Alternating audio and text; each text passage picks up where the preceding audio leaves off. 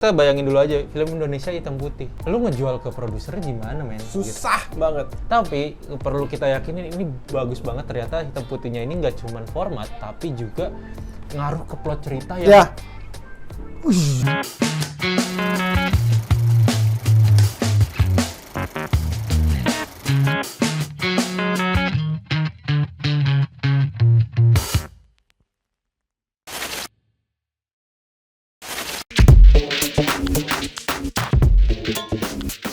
Ya, selamat datang lagi di LNF ya, Lembaga Ngoceh Film. Ini take ketiga, karena kita mohon maaf sekali. Saat ini studio sedang mati lampu. Mati listrik ya? Iya, mati listrik. Betul. Kita cari sumber cahaya seadanya. Dan karena jadwal yang padat, mau tidak mau, detik ini juga kita harus mulai rekaman. Oke, kita langsung aja. Kita bakal bahas JCDF atau Jatuh Cinta seperti di film-film. Tapi angle-nya itu lebih ke 3 poin yang menjadi yang menurut kita nih filmnya sangat personal bagi seorang sutradara dan penulis itu, yaitu Yandi Lawrence-nya sendiri ya. Dan 3 poin ini tuh entah kenapa jadi sangat penting gitu untuk dunia perfilman Indonesia sih. Ini adalah salah satu film yang menurut gua salah satu karya yang bisa menginspire untuk memajukan industrinya lebih lanjut. Lebih bagus ya. Dan tidak berhenti di pelaku-pelakunya, tapi juga ketika film ini adalah sebuah produk karya yang dipertontonkan ada konsumennya. Konsumennya tuh juga bisa mendapat ilham, mendapat ilmu juga bahkan. Mendapat masukan. Soalnya di situ sempet kan dibagi ke 8 part kan.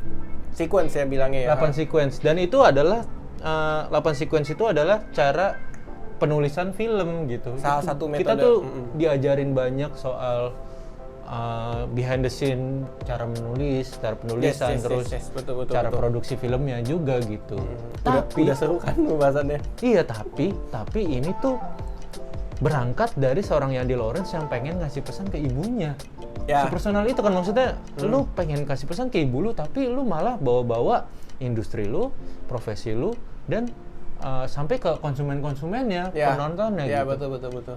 Langsung aja kita mulai ya, soalnya kita gerah nih pengen bicarain. Tapi sebelum kesana kita bahas premisnya dulu ya. Jadi ada seorang penulis film yang namanya Bagus Rahmat, diperankan oleh Ringgo Agus Rahman. Yang akhirnya mendapatkan kesempatan untuk menulis sebuah film orisinal karena karir dia sebelum-sebelumnya tuh dia cuman mandek di penulis adaptasi ya. Nulis adaptasi, mungkin adaptasi novel, adaptasi sinetron atau adaptasi lainnya. Layar lebar. Ada lah pokoknya. Nah, tahu lah. Ketika dia ngobrol sama produsernya, ide dia ternyata adalah dia pengen bikin film romance komedi.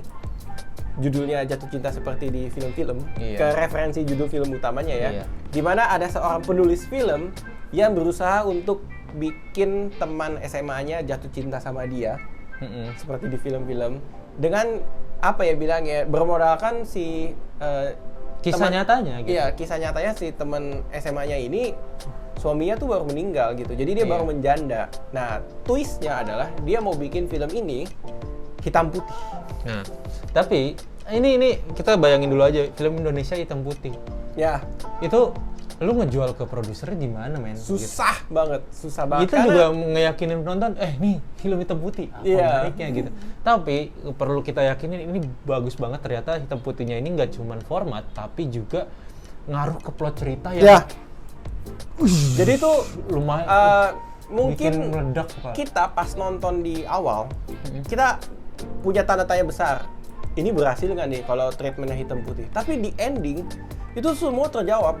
Alasan kenapa harus jadi treatment hitam putih itu ada bilangnya, kita tuh ke open lah mainnya gitu. Walaupun hitam putihnya 80% ya, jadi sisanya 20% itu berwarna. Dan hitam putihnya itu sendiri juga bagus, kontrasnya tuh bagus, gak yang gelap kita bakal bingung ngeliat gambar apa gitu. Bahkan itu pun alasannya dikasih tahu di dalam filmnya gitu. Kayak misalnya scene di toko bunga, lu bayangin toko bunga yang warna-warni gitu jadi hitam putih, itu kontrasnya tuh bagus banget gitu tetep. Jadi ini hitam putih. Terus apalagi ya, Re? Itu berarti kita udah bisa mulai masuk ke alasan 3 utama ini. Dan menurut gua pribadi, ini tuh film yang bakal jadi salah satu tonggak sejarah di perfilman Indonesia juga sih. Ini tuh salah satu yang terbaik dalam beberapa waktu terakhir ke belakang dan ke depan sih menurut gue. Betul. Bagus banget soalnya. Iya. Dan BTW kelihatan ya wajahnya udah nggak sabar. Iya, BTW yang di Lawrence juga apa? Kalau dari portofolionya ya, yang udah pernah nonton web series judulnya Sore, terus atau mengakhiri Cinta dalam 4 episode di YouTube gitu. Silakan tonton kita aja. belum mention bahkan ya. Iya, yang di Lawrence ini sutradara dari film JCDF. Iya. Jatuh Cinta Seperti di Film. Dan film terakhirnya itu, film panjangnya itu Keluarga Cemara yang 1. pertama. Yang Iya, pertama. Keluarga Cemara yang pertama. Oke. Yang diperankan oleh Ringo dan Nirina juga. Nirina juga. Nirina Zubir di sini juga berperan Iya, sebagai menjadi Hana. Hana, diperankan Nirina. Iya. betul. Oke. Nah, ini ada 3 poin yang kita pengen coba bahas dan breakdown mendukung alasan kenapa film ini mendobrak ya. Iya. Industri. Pesannya sih, pesannya. Pesan personalnya itu ya. Ya, betul. Jadi kalau gua ngelihat ya, dan mudah-mudahan di video ini akan bisa terjelaskan lah. Ada 3 poin penting. Yang pertama, film ini tuh punya pesan yang cukup unik untuk tanda kutip ya, mendewasakan, ikut bertumbuh bersama penontonnya. Ada pesan untuk penontonnya supaya penonton tuh let's say punya sedikit bayangan industri perfilman tuh seperti ini. Gimana pembuatannya, gimana orang-orang di baliknya. Ya, terus yang kedua, poin kedua, itu berkaitan dengan si tokoh utamanya yang merupakan penulis film. Jadi ternyata struggle penulis film, teknik, idea, cara berpikirnya, cara pengambilan penulisannya keputusannya, juga, gitu. iya, itu dikupas tuntas dengan sabar, secara komedi, tapi pesan positifnya tuh tersampaikan dengan baik. Nah, itu dia tuh, kata komedi itu menariknya juga Landy Lawrence bisa ngebawa film ini yang kita rasa dari judul film, dari trailer, dari apa kita bakal mikir ini drama romance. Iya. Tapi ternyata filmnya tuh penuh Komedi romance. tawa, penuh komedi. Yang komedinya tuh bukan ngelucu, bukan ngeluarin jokes, tapi kita tuh maksudnya dengan dialog-dialog biasa sehari-hari dan kejadian-kejadian sehari-hari yang ya kita nggak perlu ngelucu kan kalau misal ngobrol sama temen, tapi ketawa-tawa aja. Jadi natural ya bilangnya. Jadi natural banget gitu, jadi sangat realistis lah. Bisa dibilang gitu. Ya, walaupun judulnya seperti di film-film. Iya, dan itu pun meta kan. Maksudnya ini film, tapi ngomonginnya jatuh cinta seperti di film-film. Itunya aja dari judul aja udah meta. Nah, gitu. Sama pesan poin terakhir yang mungkin nanti kita akan bahas ya di paling akhir. Ini ternyata ada kritik terhadap industrinya, industri perfilman, khususnya dari sisi stakeholder, sisi produser. Tapi sebelum ke sana, gue masih ada poin soal penonton tadi sih. Ya. Nah, penonton itu juga dikasih lihat perspektifnya. Jadi kalau spoiler sedikit, ada maksudnya kenapa penonton ini kita kan selama ini menyuarakan jangan bajakan. Tapi diperlihatkan di situ bahkan ada penonton yang dia nggak ngerasa itu membajak. Gitu. Iya. Maksudnya orang-orang menonton bajakan tuh kadang bahkan dia nggak nyadar kalau itu adalah dia sedang ngebajak. Karena di film ini secara implisit ya membicarakan akses bajakan itu terinfluence dari lebih dari satu orang. Iya, dan enggak jadi aksesibilitasnya juga setelanjang itu gitu. Iya, jadi kita tuh bukannya kayak nyalahin pokoknya nonton bajakan salah, tapi kita bisa ngelihat kayak ini bajakan ya gitu.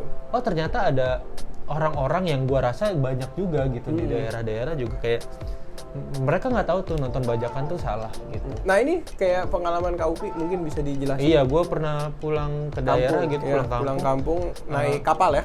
Iya, pokoknya bioskop terdekat itu jelek banget dan bioskop bagusnya tuh sekitar 1 jam motoran di daerah ya. Itu berarti berkilo-kilo. Kalau 1 jam di Jakarta kan ya berapa meter. Ya itu. Jadi buat mereka untuk dapetin experience nonton di bioskop tuh susah banget. Bukan yang itu, yang di kapal. Oh, yang di kapal juga iya. Maksudnya gimana caranya nonton film di kapal gitu? Akhirnya ya nontonnya pakai di kapal tuh ada bioskop gitu. Iya, mengklaim sebagai bioskop. Tapi pakai VCD gitu. Yang merupakan konten Iya. bajakan. Akses wifi, akses Netflix dan lain-lain juga nggak segampang itu di sana, susah gitu. Jadi Betul. kayak ternyata memang mereka tuh bukan berniat untuk ngebajak, tapi memang nggak ada pilihan lain gitu. Karena Iya. pilihannya terlalu susah untuk nggak ngebajak. Dan ini juga ketidaktahuan ya. Iya. Jadi ya itu. Ini tuh ngasih lihat sisi itunya loh. Kayak, Dan tidak menggurui pas benar. mengeksplor adegan per adegan. Kita sebagai penonton yang memang suka nonton seminggu sekali minimal ada satu film di bioskop gitu, kita tergelitik tapi terenyuh juga. Iya, kayak, iya ya ternyata ada beberapa orang yang begini nih Iya. keadaannya Karena gitu. nonton bajakan juga bukan salah si penontonnya doang, salah infrastruktur. Gila yoi, nyalain pemerintah kita sekarang. Enggak. Ya udah. Itu pemerintah. tadi dari sisi penonton ya. Oh masih ada Masih ada sisi penonton terakhir. Jadi penonton mungkin akan diperlihatkan proses pembuatan film Ya itu tadi yang 8 sequence tadi iya, ya. yang tidak mudah. Yang tidak mudah. Jadi mungkin kita mikir ya apa sih ya syuting doang segala macam, cut take, roll action, enggak. Langkah-langkahnya tuh di sini dijelasin secara sistematis. Iya, ada produsernya, ada Produser perannya apa, editor perannya apa, aktor tuh juga nggak sebatas aktor tok doang. Iya. Tapi bagaimana menghidupkan sebuah karakter di film, aktor tuh mesti ngapain? baiknya, idealnya. Iya, baik ya idealnya ya Ideal. diperankan oleh Dion Wiyoko ya. Dion Wiyoko dan menjadi Julia Estelle. Dion. Iya. Nama aktor di real life Dion di Memerankan filmnya- Dion Wiyoko. di Dion filmnya memerankan Dion. betul. Aduh lucu banget. Terus itu dari sisi penonton ya. Mungkin bakal ada yang miss untuk kita bahas, cuman kalau misalnya pengen ngerasain semuanya ya langsung nonton aja. Yes, Karena betul. film ini tayang 30 November di bioskop dan saat video ini tayang di YouTube, filmnya lagi tayang di bioskop. Jadi Ya, silakan aja langsung betul. berangkat ya. Oke, poin keduanya Ray. Ya, yang nah. pesan yang disampaikan oleh film ini untuk siapa? Ya, si penulis sendiri ya. Untuk profesinya si Andy Lawrence sendiri ya. Betul. Profesi penulis. Kayaknya ini adalah bagian yang paling apa ya? Personal. Kalau roti lapis, ini bagian paling enaknya. Emang roti lapis di mana bagian paling enak Ya, dan gak enak? isinya dong. Kan sekali gigit gitu. Ya Langsung. enggak. Maksudnya kayak roti lapis kalau tidak ada isinya hanya jadi roti doang kan? Enggak, terserah lu. Oke, kita lanjut aja. Ya, tapi gini, gue ngelihatnya betapa penulisannya ini yang datang dari secara personal bisa dikembangbiakkan secara sangat detail. Ya, dikembangkan ya. Kita tidak bermaksud lebay, tapi kalau kita jeli nontonnya, kita ngelihat dia tuh mentap banyak sekali koridor yang datang dari sebuah isu. Nah, Si profesinya. ya. Dan Jadi itu profesi penulis film tuh juga punya struggle, internal struggle. Kita Iya. bilang isu lah. Kita bilang isu. Isu-isu ini biasa mempengaruhi kualitas dari film, output dari film, bagaimana cara filmnya menyampaikan message atau pesan. Itu kayak kok magic banget ya film Iya. ini, nulisnya rapi gitu. tulisnya ini tuh sejujurnya buat kita adalah kenapa kita bilang terobosan, karena penulisannya sendiri pun penceritanya tuh tidak linear kan. Ya. Tidak linear. Jadi ada kerumitan di situ namun sangat rapi. Cuman kita nggak boleh telat masuk bioskop. Yes, betul. Karena dari awal sampai akhir itu ada keterkaitan yang sangat penting, sampai-sampai sebelum film ditayangin pun kita dikasih 2 video klip. Ya sebenarnya di YouTube udah ada ya. Iya, 2 video klip, yaitu lagu Yura Yunita, Sudut Yura Memori. Yunita sama Donna Maula ya, Sudut Memori, sama Bukan Sudut Memori yang si Yura Yunita. iya Yura Yunita. Terus Donna Maula judulnya Kata Cerita. Iya, itu. Iya, pokoknya judulnya itu lebih dari kata judulnya. Jadi itu dijadikan sebuah prolog. Jadi kita tahu konteksnya nih, si Bagus seperti apa, si Hana seperti apa dari 2 video klip itu di awal gitu. Yang keduanya juga disutradarain sama Andy Lawrence ya. Jadi Ya. Jadi itu bakal nyambung tuh.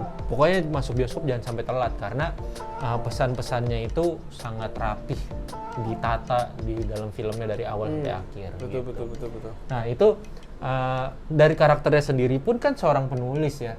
Jadi kesannya kita pun dapat perspektif ini dari seorang Benedion sebagai produser. Pas dia baca skripnya dia bilang, sebagai Benedion yang udah pernah bikin film yang sangat personal, yaitu Ngeri-Ngeri Sedap, pas baca itu, ini mah personal banget ini mah, gitu. Betul. Jadi seakan-akan Yandi Lawrence tuh curhat tentang hidupnya sendiri di dalam film ini. Mengangkat dan memfokuskan keresahan. Iya, tapi... Dan keresahan ini bisa tersampaikan dengan baik ya melalui film JCD. Bahwa kita sebagai penonton tuh harus appreciate kali ya, sutradara penulis tuh, wah ternyata struggle mereka sampai segininya ya. Iya. Untuk meracik sebuah film tuh tingkat kompleksitasnya. Iya. Tantangannya. Karena nggak cuma dari penonton, tapi juga dari industrinya itu sendiri gitu loh. Nah, mungkin apa kita udah bisa masuk ke part industri? Bisa. Jadi kan ini saling berkaitan ya. Industrinya sendiri itu ya bisa kita bilang produser, PH, dan lain-lain. Justru di sini salah satu tantangannya yaitu di produser dan PH itu sendiri juga ya. Maksudnya bagaimana sebuah demand film tuh horor-horor terus. Ya, supply-nya harus tersedia gitu. Iya, untuk kenapa menyesuaikan angka. Horor-horor terus? Kenapa harus adaptasi? Satu, adaptasi lebih cepat ditulis. Dua, adaptasi lebih murah. Karena tidak perlu membayar naskah original dan lain-lain gitu. Dan terus mereka klaimnya kalau di film ya, ya kalau adaptasi mah udah ada ini ya dong, udah ada, udah ada fansnya gitu. juga gitu. Jadi seperti apa industri film itu bentuknya sekarang tuh dikasih lihat di situ kayak, ini gue bikin film drama nih. Bisa dong dimasukin horor gitu. Jadi kayak gitu ada hal-hal yang bikin para penulis ini nih kok gue susah banget ya pengen ngasih ide gue gitu. Gimana sih maksudnya ide gue, visi gue untuk sebuah film tuh nggak diubah-ubah sama produser atau sebuah sama PH tuh seperti apa gitu. Dan hebat ya, kita kan melihat ini sebagai bentuk kritik. Tapi di adegan film ya, kritik-kritik ini tuh dibentuk sebagai komedi. Bener. Jadi hebatnya dari penulisan filmnya, ketika kritik dijadikan sebuah komedi, kita kan tertawa bareng-bareng. Tertawa tuh adalah salah satu emosi di kita yang di emosi di manusia ketika tertawa tuh memorable, bisa diingat. Jadi pesannya tuh jadi keinget sama kita terus. Iya, benar. Ya kan? Dan lucunya lagi nggak soal industri mendemand horror dan lain sebagainya, tapi ada juga di film ini tuh mengkritik bahwa kadang-kadang produser tuh men-set target, men-set tekanan kerja untuk seorang sutradara tuh kayak, masa sih bisa begini? Ya mungkin beneran kejadian. Iya, deadline. Terus kayak, kalau film kayak gini gimmicknya begini nih. Itu tuh gimmick-gimmick yang kita temukan di film-film yang juga jadi keresahan para penonton juga diomongin di sini gitu. Jadi benar-benar kayak buat teman-teman yang ya nggak perlu kita bilang pecinta lah, tapi penikmat yang enjoyer gitu, movie enjoyer tuh bakal ngerasain gitu.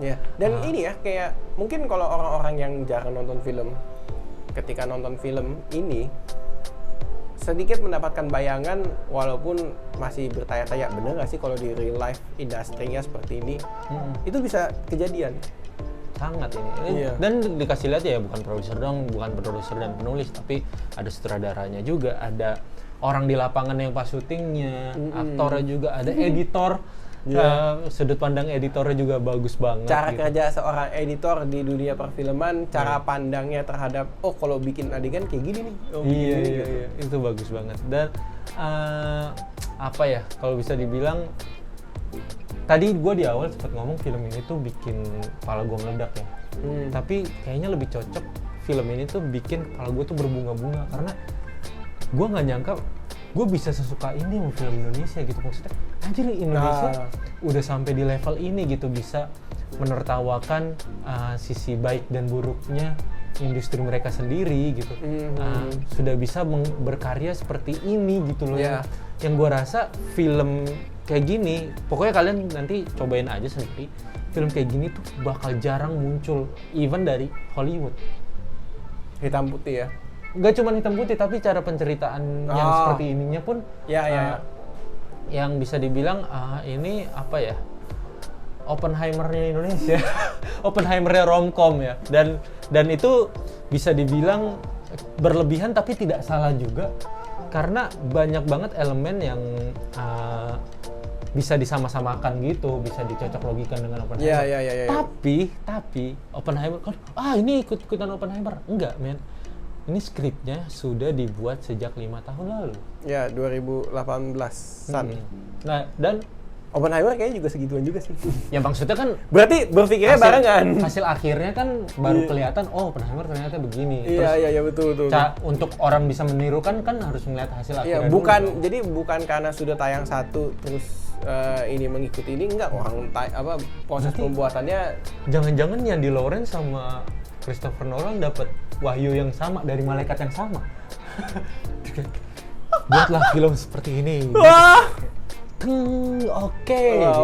Dan ini sih gue juga suka, gak cuman film yang berpesan tapi cara produksinya juga sih yang Lawrence, yang dimana Ringo dan Nirina sendiri bersaksi kalau mereka tuh sebagai aktor ngerasa Punya keresahan juga ya. iya dihidupkan lagi seperti ya yang kita tahu kan Ringo tuh gue juga nggak tahu ya, pasti Ringo pasti lebih bingung.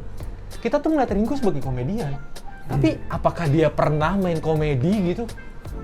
Karena komedian, sketsa komedi gak pernah loh. Film-film dia kebetulan komedi. Iya.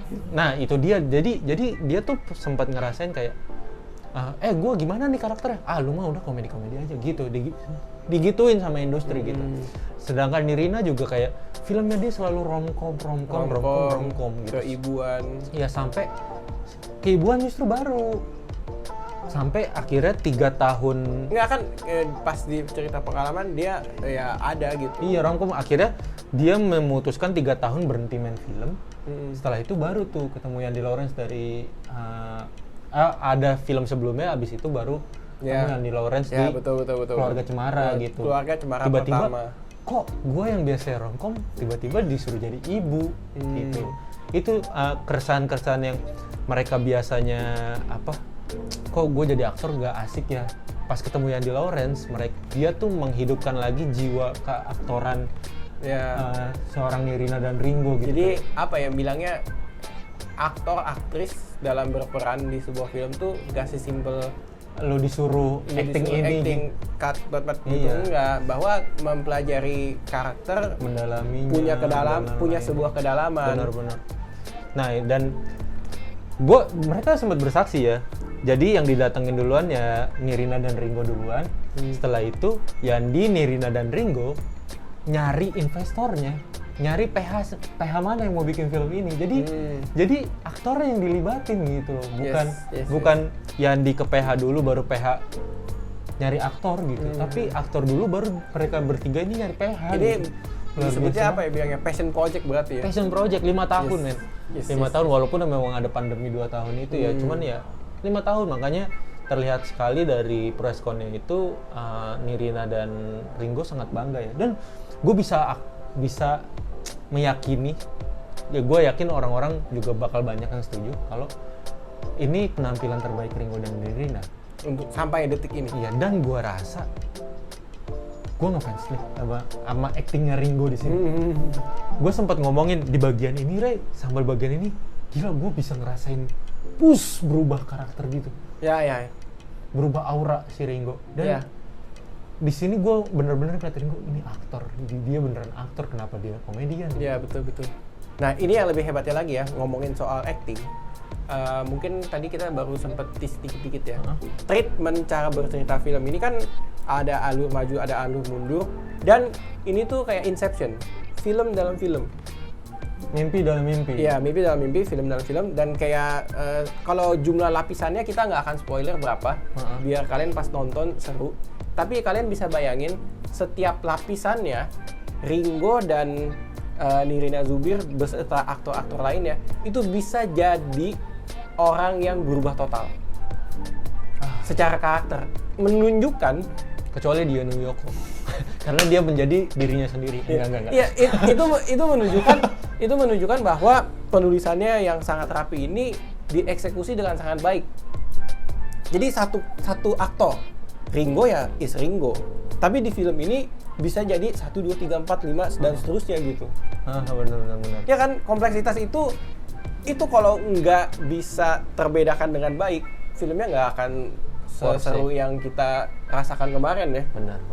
Gitu. Jadi kayaknya cukup itu aja. Gue Iya. takut lebih banyak spoiler Lebih banyak lagi. spoiler dan ya mudah-mudahan film ini mendatangkan banyak penonton yang terinspired ya. Karena gue rasa ini bakal jadi film yang fenomenal ya. Amin lah. Seharusnya fenomenal. Maksudnya secara bentukan film sangat mengagetkan gitu. Kenapa bisa begini? Kenapa Iya, Andy iya. Lawrence? Betul. Bahkan kalau misalnya ngelihat di Twitter atau di mana review-review orang, pasti banyak yang bilang yang luar biasa dari film ini adalah isi kepala Andy Lawrence yang kok bisa bikin Iya. kayak gini gitu. Dan ada beberapa yang gue baca, Andy Lawrence menemukan orang-orang yang tepat untuk membuat film ini sangat hidup. Ringo, Nirina Zubir, Dion Wiyoko, ada Sheila Dara juga ya. Sheila Dara dan Yang Julie Estelle. kata bercandaan beberapa orang, akhirnya Sheila Dara di No, Titik-titik jangan gitu. iya. Dan satu lagi ini siapa? Alex Abad. Alex Abad. DC juga sangat menyenangkan ya. Sangat bagus. Iya. Dan berperan tidak seperti film-film sebelumnya dia yang selalu jadi mafia, pembunuh atau gitu. Jadi Iya, gak boleh tuh. silakan ditonton Jatuh Cinta seperti di film-film ya. Mulai 30 November mulai 30 November. 2023. Nah, Yes. oke. Sampai jumpa di episode LNF selanjutnya. Bye. Bye.